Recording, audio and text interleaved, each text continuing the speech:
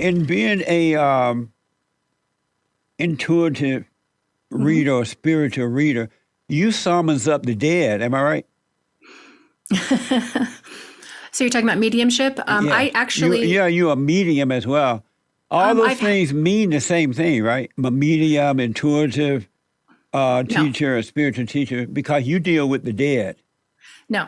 I mean, they don't all mean the same thing. They mean different things. I wouldn't call myself a medium. I've had mediumistic experiences.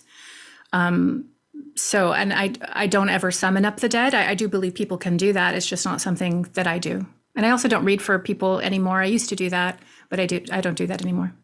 So what made you stop doing those things? I was just tired of it. There's just like there's the kind of the same sort of questions for every session, which is beautiful and fine. But I started wanting to talk about different things than, is this guy going to marry me, or am I going to get the job, and things like that. I kind of wanted to deal in higher things. So I moved on, and there are many, many competent intuitive readers who took my place. So it's fine. When you were involved in summoning up the dead, did you ever see the dead? Well, I've never summoned up the dead, but I have seen dead people. Yes. Mm-hmm. You've seen dead people. Yes. Mm-hmm. I see dead people. Correct. What did they look like? Well, there's two kinds that you can kind of see. One is something that's happening more so in what we would call the third eye or the inner eye, which is happening kind of in your imagination. But then there's when you see an apparition with your naked vision. So I've seen both, and I've seen my share of apparitions. They don't look fully solid. They look almost pixelated. I don't know if you saw Predator, the first Predator, when the Predator is kind of in the tree, he's invisible, but you can see the shape. So it's like when they first start coming into your awareness, they look like that, and then they start to flesh out and become a little bit more solid. And so do they come from hell or heaven? Well, I don't believe in hell, but I would say that the ones that I've encountered aren't in heaven. They're in what I would call the astral plane. So you don't believe in hell? Do you believe in heaven? That there's a heaven? I believe there's a dimension that we would call heaven that feels heavenly, but I don't subscribe to sort of religious terminology around these dimensional states. I believe in a fifth dimension of a heavenly state, if that makes sense. And why don't you believe there's a hellish state, if you believe there's a heavenly state? I do believe there's a hellish dimension. I just don't think there's a place called hell that God consigns people to, because it's illogical to me. It doesn't make sense. Like the Bible says that God knows how to give good gifts, and you as parents to your own children know how to give good gifts. And for me, I've always felt like if I would never send my own child, no matter what she did, to hell, then how much more would my Father in heaven not do that to me? So it never made much sense.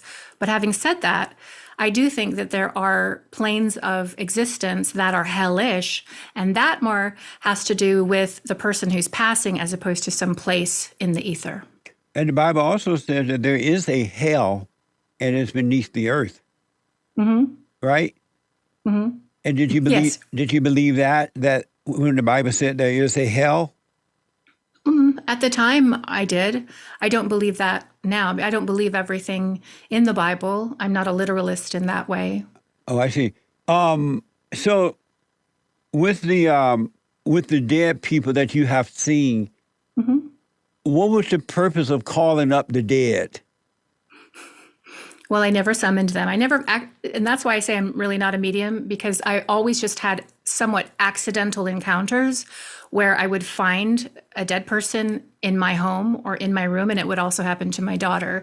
So once we came into that experience, then I dealt with it. So I never set out necessarily to summon the dead. Yeah. And when you saw them in your room, did you talk to them? Uh-huh. I told him to leave. Oh, I see. But not a long conversation or anything? No, not a long conversation. Mm-mm. Was it scary? In the beginning it was, before I cultivated a different energy about it. But like for my daughter, it was very scary. She was very mediumistic ever since she was born. She was talking to beings and seeing things all the time. And so she was frightened a lot, because a lot of the beings that would come to her in the way that they were when they died. So some of that was very hard to see. So I just tried to help my daughter to understand what was really happening and that she was in control of the experience. And is she an adult now? How old is she? She is. She's an adult. She's 25. I can't believe it, but she's 25. Amazing. So how does she feel about those things now? She believes in it, but when you're a child, those things are so effortless. So many children before the age of 7 have all kinds of wild psychic experiences. I think now she's not so focused on it as she used to be, and so she doesn't have as many evidences in her life, but I think she would still say she believes in it. And does she do the same kind of work as you do? No, not at all. Oh, okay. So you're a medium? No. But you've been in the presence of mediums. Oh, for sure. I know a lot of mediums, yes. Oh, okay. And the mediums, they call up the dead. Some do, yes. And are they weird people, the medium? Are they weird? No, well, some are. Like, I'm not going to lie to you. Some of them are a little weird. But no, they're just your normal people. Your neighbor could be a medium. You could be a medium and not know it quite yet. But no, they're actually normal people in my experience. And the Bible tells you to stay away from mediums. Don't deal with the people who deal with dead people. We call them dead people because it's evil. Why would you hang around with people that are evil, that call up the dead? Well, I hang around with Jesus. He was a medium. So when Jesus is on the mountain during the transfiguration, he's talking to two dead guys. And when Jesus is calling Lazarus forth from the tomb, who do you think he's talking to? He's talking to a dead guy. And he's calling him forth. And Jesus said, greater things than I have done will you do. So I just feel like that's just semantical. Like, yes, there are scriptures in the Old Testament and some in the New that would prohibit this type of behavior. But there's also scriptures that talk about the promotion of slavery. There's scriptures that talk about stoning your children. There's scriptures that talk about the kind of fabric that you wear. And so I think those types of rules come from a society trying to organize itself and have laws, but they're not reflective of modernity, like where we are today. Personally, that's how I feel about that. But Jesus said that we should only worship God. God said we should only worship him and not the dead. Don't have anything to do with the dead. And when Jesus brought Lazarus from the grave, it wasn't the same as what you're talking about, the medium people doing. How do you know that? Because he wasn't fellowshipping with the dead. He didn't call the dead up for the good, meaning that he wasn't worshiping the devil. He was worshiping God. Well, most mediums don't worship the devil.